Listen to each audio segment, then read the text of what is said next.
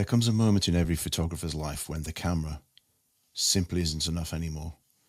You realize that gear, the gigs and the grind, it's all keeping you in the same loop. You're chasing jobs instead of building something, taking bookings instead of commanding value, and delivering files and not shaping futures. I know the feeling. I spent years as a photographer for hire, shooting whichever came my way and saying yes to jobs that didn't reflect my worth. Hustling just to fill the calendar, transform you from a camera technician into a visual entrepreneur. It starts with identity.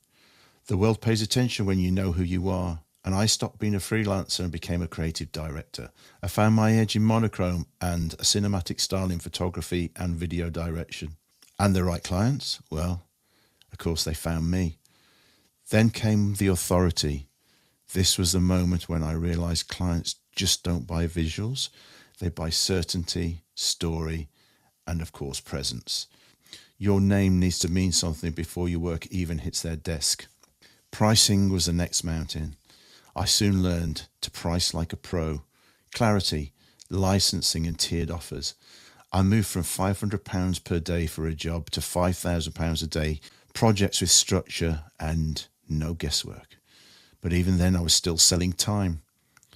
Time is the most precious asset we have, and yet most photographers spend their careers selling it by the hour, by the day, and by the job. But here's the truth. Time doesn't scale. You can only work so many hours and you can only take on so many shoots. And eventually your ceiling becomes painfully obvious.